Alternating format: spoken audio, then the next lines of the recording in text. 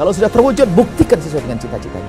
Maka biarpun cita-cita Anda belum tercapai, Anda sedang mendapatkan pahalanya. Itulah kelebihannya kalau orang mengarahkan semua harapannya kepada Allah. Cita-cita yang halal, yang diridhoi oleh Allah, titi dengan cara yang benar, dan wujudkan nanti setelah terwujud. Bismillahirrahmanirrahim. Assalamualaikum warahmatullahi wabarakatuh. Alhamdulillah, wassalatu wassalamu ala rasulillah, Habibina Sayyidina Muhammad ibn Abdullah wa ala alihi wa ashabihi wa mawalah, amma ba'd. Kaum muslimin dan muslimat, perindu ridha Allah, pecinta baginda Nabi yang kami cintai, nuhibbukum fillah, kami mencintai Anda karena Allah Subhanahu wa taala, dan semoga benar Allah menjadikan kita hamba yang saling mencintai karena Allah. Tidak ada kedengkian di antara kita, tidak ada kebencian di antara kita, tidak ada prasangka buruk di antara kita. Dan semoga Allah kelak mempertemukan kita di surga bersama baginda Nabi Muhammad SAW. Alhamdulillah, kita bisa melanjutkan belajar kita dalam silsilah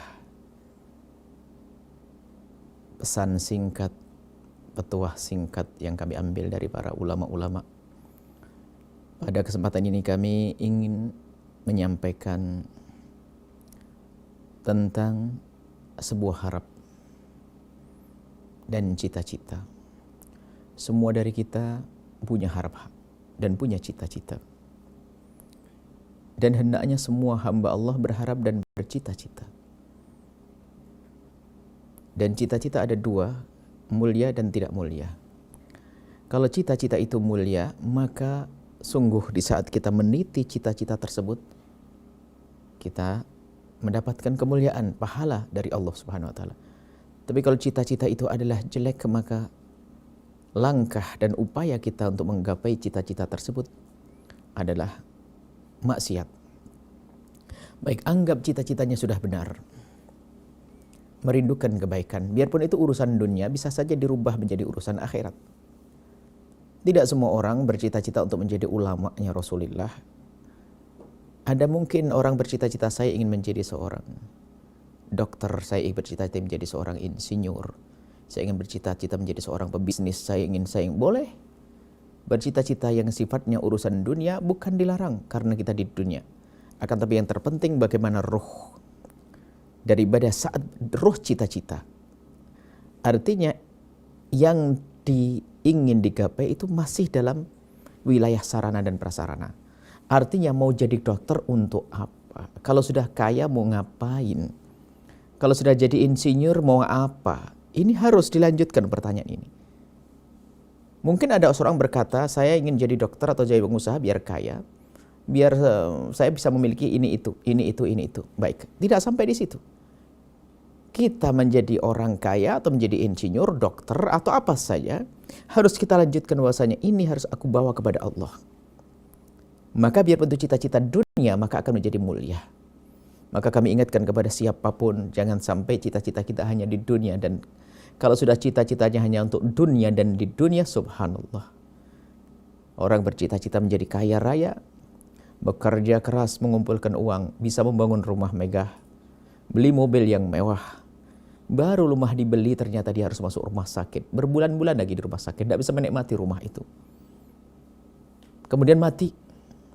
Atau bahkan tidak mati, bisa hidup di rumah yang mewah. Bayangkan, dulu ingin menjadi orang kaya, mencari rizki, akhirnya bisa mengumpulkan uang yang banyak, bisa membangun rumah yang megah, mewah, rumahnya semuanya full AC, kulkasnya juga besar-besar di rumahnya. Akan tapi kata dokter, untuk sementara bapak jangan minum air dingin dan jangan tidur di ruangan yang ber-AC. Ayo, mau apa? Padahal dia masih di dunia, ternyata tidak semua dunia bisa ia manfaatkan. Bahkan mungkin banyak hal yang harus dihindari, banyak makanan yang dilarang. Itu dunia. Bukan kita dilarang untuk menjadi orang yang kaya. Sebab contoh orang kaya di surga banyak, Abdurrahman bin Auf. Bahkan ada orang kaya, bahkan ada raja ahli surga. Raja Sulaiman, Raja Daud. Raja Sulaiman, Raja Daud. Jadi bercita-cita boleh selagi itu bukan sesuatu yang haram. Bahkan sesuatu yang itu mubah pun boleh, tapi mohon setelah itu harus dilanjutkan menjadi cita-cita mulia. Jadi dokter, ingin apa aja dokter? Hanya mungkin peluang untuk mendapatkan rezeki yang banyak. Rendah sekali cita-cita itu. Jadilah dokter dengan cita-cita dan harapan saya ingin mengabdikan diri saya dengan ilmu saya untuk umat Nabi Muhammad. Menolong yang sakit dan seterusnya. Allah. Maka sepanjang dia menuntut ilmu tersebut, maka dia mendapatkan pahala berbeda dengan sebelahnya. Yang satu lagi berambisi untuk mendapatkan uang. Sehingga biayanya besar, biayanya mahal. Hanya untuk mendapatkan kekayaan. Maka di saat dia menjadi seorang dokter, malah kesempatan untuk mencekik orang-orang lemah. Orang yang memerlukan, orang-orang yang sakit. Keinginannya hanya ingin sembuh, dia akan bayar berapa saja, yang penting anaknya sembuh dan tidak merintih lagi. Lihat. Jadi cita-cita ini kalau tidak disambungkan dengan Allah akan menjadi sebuah kezaliman. Yang bercita-cita kaya tanpa dibarengi dengan kerinduan untuk mengabdi kepada Allah, maka dia akan mencari kekayaan dengan bermacam-macam cara. Bahkan mungkin dia akan memakan adiknya sendiri, harta adiknya sendiri, mengambil harta saudaranya, berebut waris dan seterusnya. Maka hati-hati. Boleh Anda menjadi orang kaya, kalau perlu menjadi orang paling kaya di dunia. Tapi hati Anda dengan Allah, kekayaan Anda pun untuk Allah. Al-mu'minul qawi, orang beriman yang kuat lebih dicintai oleh Allah. Nah, ini cita-cita itu adalah harap. Kemudian, di saat harapan kita ini ternyata belum terpenuhi, jangan katakan kalau kita nggak dapat apa-apa. Sebab kalau Anda cita-cita mulia, maka biarpun cita-cita Anda belum tercapai, Anda sudah mendapatkan pahalanya. Itu loh kelebihannya kalau orang mengarahkan semua harapannya kepada Allah. Dia ingin menjadi seorang dokter dan harapannya, aku ingin menolong orang-orang kecil, aku ingin menolong orang. Saya ingin jadi dokter ya Allah, saya ingin bisa mengobati orang. Karena kemarin saya melihat ada orang sakit, nggak ada yang ngobati, saya ingin mengobati. Cita-cita yang mulia. Biarpun dia tidak sempat jadi seorang dokter, maka dia sudah mendapatkan pahala. Kenapa? Cita-citanya yang benar. Maka dari itu, bercita-citalah yang baik. Kemudian jika ternyata harapan dan cita-cita Anda belum tercapai, jangan prasangka buruk kepada Allah. Allah akan berikan sesuatu yang terbaik. Kadang menurut kita baik, ternyata tidak baik. Wa asa an takrahu syai'an wa khairul lakum. Barangkali kita tidak senang dengan sesuatu, ternyata itu lebih baik untuk kita. Wa asa an tuhibbu syai'an wa syarrun lakum. Mungkin kita senang dengan sesuatu, ternyata itu jelek. Wallahu ya'lamu wa antum la ta'lamun. Allah lebih tahu itu semuanya.